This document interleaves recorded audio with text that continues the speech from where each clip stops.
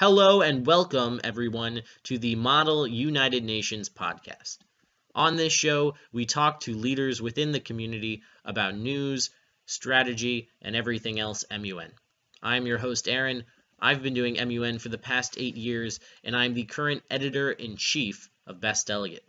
Thank you so much for joining us. This is episode 1, and this is MUNcast. Hey there, Avik. Thank you so much for being with us here today. Hey, Aaron. Thanks for having me. Welcome to MUNcast. Yeah, dude, awesome. So to start things off, could you please introduce yourself to everyone listening right now? Yeah, absolutely. Hey, everybody. My name is Avik Chakravarty, and I am from the San Francisco Bay Area, and I work for Best Delegate as a program manager. So it's my full-time job to help promote Model UN to students, teachers, and schools around the world. So you're a professional munner. You get paid to do Model UN. Yes, it is my job to help, run programs and plan programs that teach students and teachers about Model UN. Wow, that sounds pretty cool. I bet there's a lot of people who are probably really envious of you right now. You know what? It does sound cool, Aaron. It does. Yeah, absolutely. But I want to take a step back for people who may not know you as well as I do, and ask about what Model UN was like when you started, and how it's impacted your life to where you are now. Well, that's a pretty big question. Model UN, when I started, was pretty similar to the Model UN landscape today. I began, I believe, in 2006 when I was a freshman in high school. And I think Model UN has contributed to my life in a lot of ways. But I think if I were to pick one way in which Model UN has impacted me, it would be the confidence that it gave me. And that I think that's a confidence that transcends to like multiple aspects of my life. I think maybe one of the most significant would be confidence in communication. And I think, that's a skill. Communication is a skill that applies to almost everything, almost every interaction that you have with other humans, right? Being confident in expressing yourself, being confident in being able to forward your own opinion, and being confident in being able to have a conversation with someone, whether it's with a friend or whether it's, in a job interview.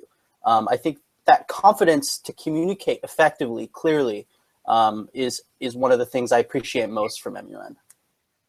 Yeah, dude, I totally agree with you. I think there's a bunch of skills when it comes to Model United Nations, and a lot of people really pick up on different skills, whether it's the research or public speaking or social dynamics, so on and so forth. Like we could sit here all day and really list all of them. But you say communication. Was there ever a point in time where or like a story that you have that you can share with us that really highlights just how important communication is?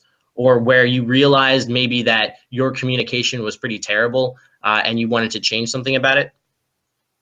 I wish I had a great funny anecdote for you right now, but I think I can speak in general terms as to why I think it was so important. In that, I remember before I began participating in Model UN at the high school level, I would always be somebody.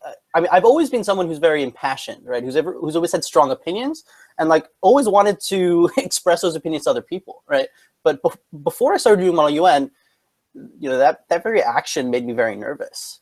And it's not that I didn't know what I was saying or I couldn't say it, but it's like just overcoming the nerves, the anxiety of speaking in front of people made it really inhibited me in that way. So I found that by sheer practice through Model UN, I was able to overcome that. And now, if I'm getting up to speak in front of a conference, or I'm speaking, to you right now, Aaron, in this MUNcast, I find it much easier to control those nerves and to focus on the task at hand.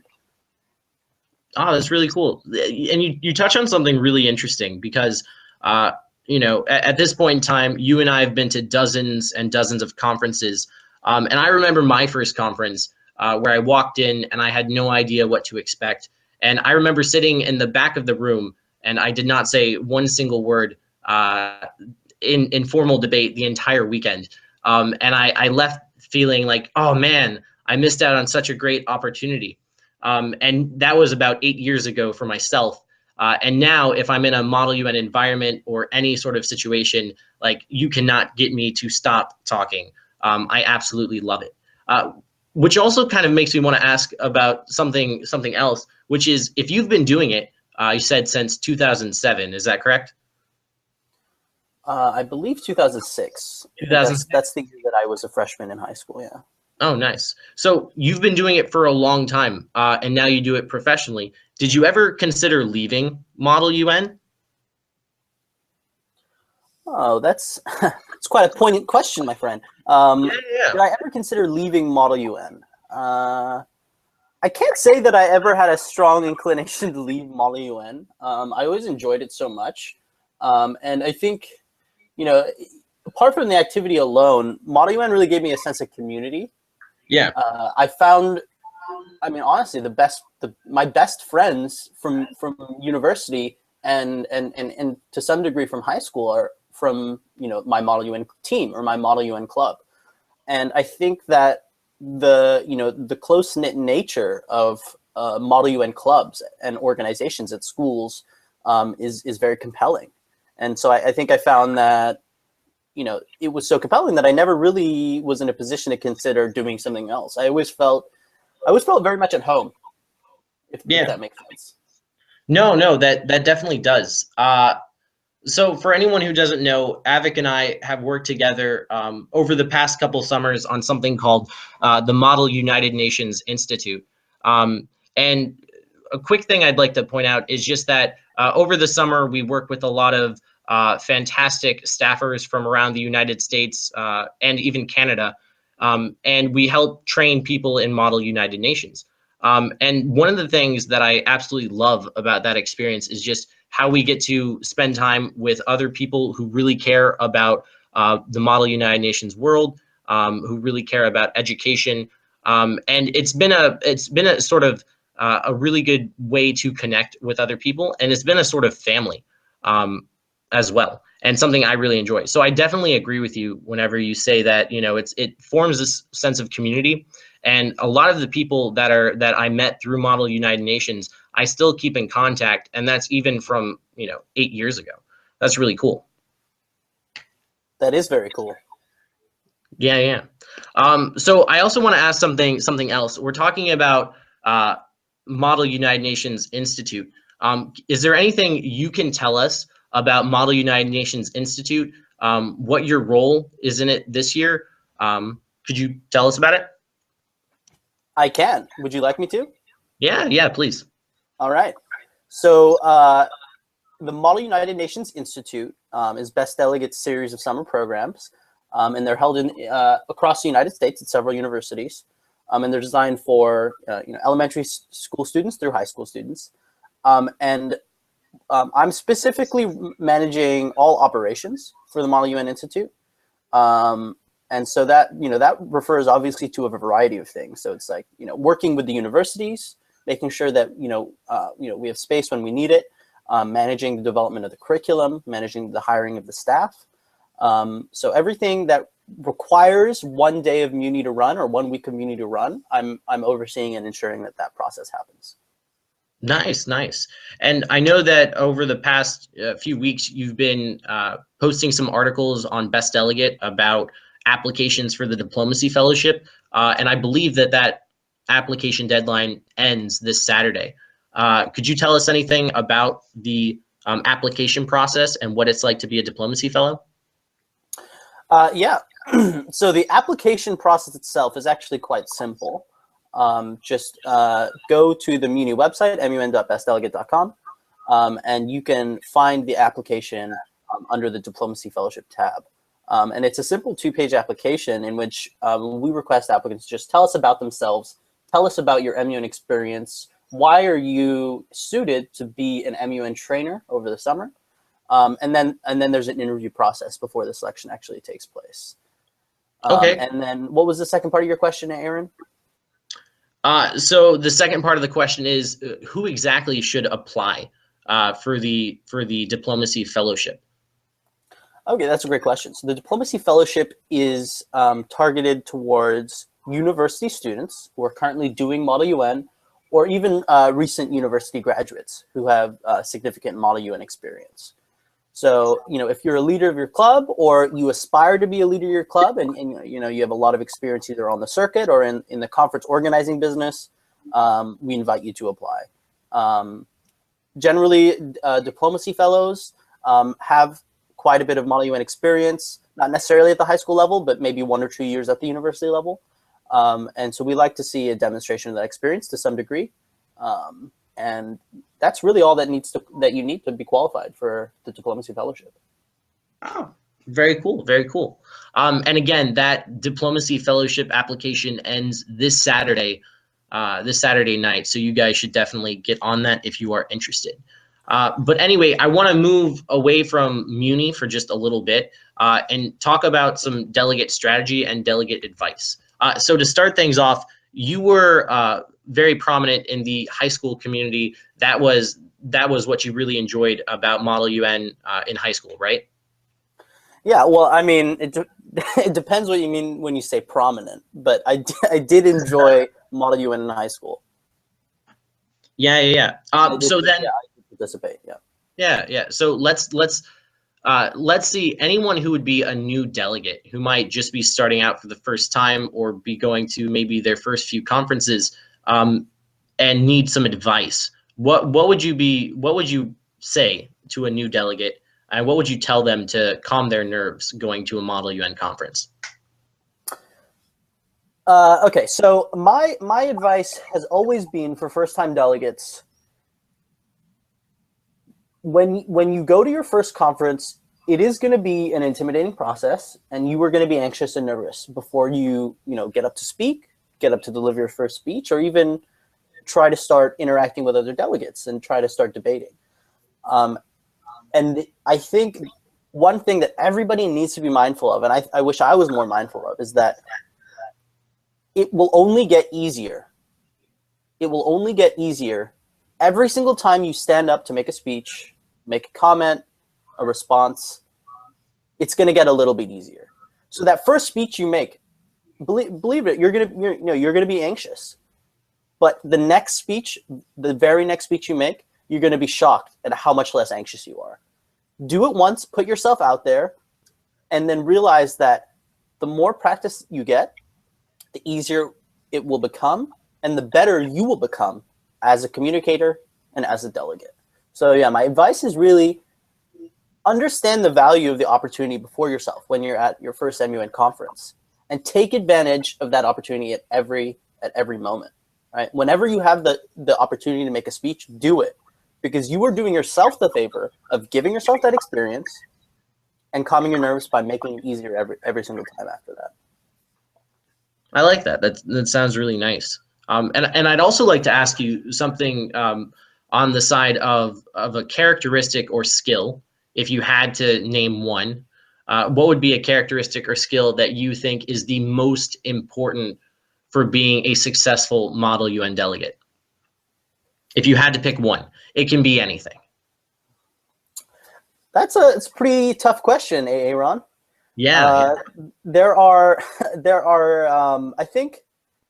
I honestly believe that any type of personality or any type of person can succeed at Model UN in a different way, right? So I don't necessarily think that there's a single skill that every delegate needs. But if I were to say a skill that's very important, I'd most likely say confidence. And I don't think, I'm not necessarily prescribing that one needs to be confident in order to go to MUN and succeed.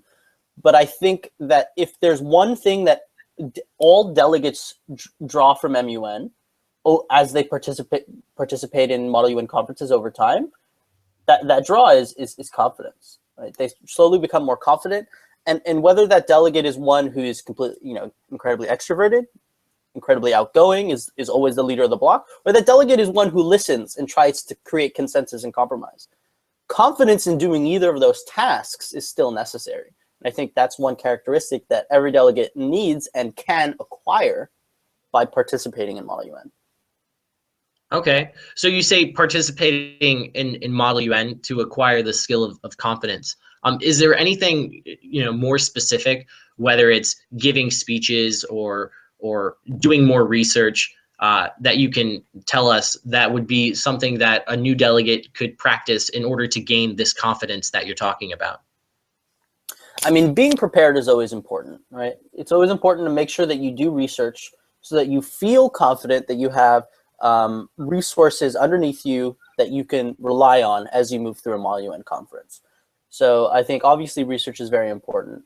Other than that, public speaking is obviously very important. But again, that's something that comes with confidence.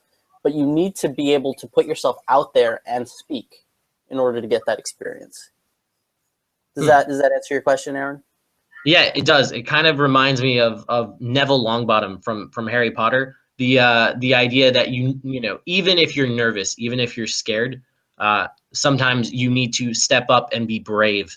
And that's what really defines you. And that's what Model UN gives you an opportunity to do, especially in the sense that, public speaking is something that a lot of people are very afraid of. And I remember my days, I was very terrified of public speaking, but it gives you an opportunity to face your fears. And in Model UN, it gives you the opportunity to overcome those fears. And I really like that. I think that's an important skill and a really interesting opportunity that Model UN offers that a lot of other organizations in high school and even university don't offer. Wow, that's a really interesting parallel that you made with Neville Longbottom. Yeah, he was always my favorite of the Weasleys. Of the Weasleys? Right. So, well, Neville Longbottom was he was in Gryffindor, but I don't know if he was a Weasley exactly. But fortunately, this isn't Harry Potter cast. This is MUNcast, which is really and don't spoil the ending. I haven't read the last 6 books yet.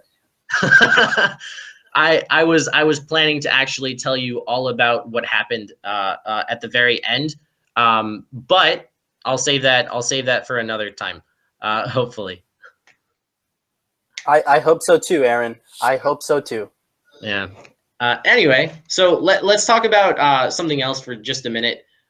We talked about newer delegates, but also for delegates that are leading clubs or either for the first time or they're leading a club that is a very experienced club. Is there anything you could recommend to them to either grow their club and make it bigger and better? Or is there anything for experienced clubs that you could say to basically make them a better experience for the newer members? Again, very, very broad question. Let me try to tackle that in parts. So first of all, in order for someone who is in a leadership position at a club or a team or an MUN class, in order for them to succeed and help grow their club, I think what's really important is focus. That individual or team of individuals that's leading a club needs to have a goal, right? I don't think it's enough to set out at the beginning of the year and say simply, I would like to grow this club. I think you should have a specific goal in mind, and there should be a specific set of steps in order to achieve that goal. For example, let's say we have an individual. His name is Neville, right? And he is in charge of his Model UN club at Gryffindor, right?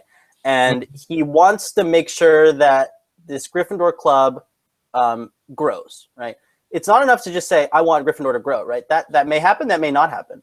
But if he says, I want Gryffindor to grow and I want Gryffindor to attend 2 more conferences than Gryffindor attended last summer or last year, they now have a specific target in mind, right? Those 2 conferences. Now they can create a set of steps. How do we ensure that all of our delegates, or we can send a team of delegates to 2 more conferences this year, right? So they have a goal, they have a set of steps, and then that's how Neville succeeds. I really like this parallel you're drawing between Harry Potter and Model United Nations. It almost sounds like you've read the books. It almost does, Aaron. It almost does. Just about.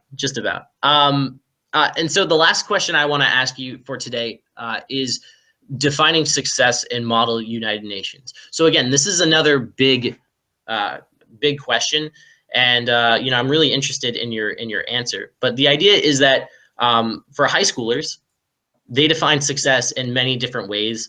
A lot of them by awards or other aspects. And I want to know from your perspective, how do you think delegates should be defining success for their Model United Nations organization and for themselves? To be honest, Aaron, I think you answered the question yourself. Success is defined by the individual. And I would say my definition of success is every delegate's definition of their own success. And that, that might seem like a cop-out answer, but let me explain why it isn't. Okay. If a delegate goes to a conference and says, I want to win a gavel, that is their definition of success. If a delegate goes to a conference and says, I want to make 3 speeches this weekend, I think that is an equal, in terms of personal value, that is an equal definition of success, right? I think 2 delegates can go to the same conference and be in the same committee and have those 2 different goals and both come out of those conferences winners, if that makes sense. No, right? So I think it's really important for delegates to understand what do they really want out of Model UN, right? And for a lot of delegates, that may be awards, and honestly, that's fine, right? There's a reason competition exists in Model UN, right? Competition, spurs people and motivates people to try harder and do better. But at the same time, there's, if you're an individual who's not inclined toward that competition, it doesn't mean you can't be successful at Model UN because you're not necessarily considered for an award, or you're not necessarily considered for the top award, right? You can still be successful because Model UN affords students something that no award can, and that's skills, right? And I've touched on a couple of them during today's podcast, and confidence, communication, public speaking, research. These are all skills that are gonna be carried with you through life, right? If you're a high schooler, these are skills you're gonna take into college, and you're gonna realize, wow, this process is easier. Writing this college paper is essentially a position paper, right? And so I think it's possible to be successful in a lot of different ways, and it's really important for delegates to have an honest conversation with themselves and understand, what do they really want out of this, right? What is their definition of success? I like that. I like that a lot. And I think with that, we're going to wrap things up. Thank you so much, Avik, for being the first guest on MUNcast. I really appreciate your insights into the Model United Nations world. Thank you, Aaron, for being the first host on MUNcast. And I appreciate you having me on this first MUNcast. And you know what I always say, MUNcast is funcast. That is what you always say on every episode of MUNcast. So thank you very much, Avik. I've literally said it on every episode so far. You have officially said it on every episode so far. All right. Thank you so much, Aaron. Appreciate it. All right, man. I'll see you soon. See you. Bye.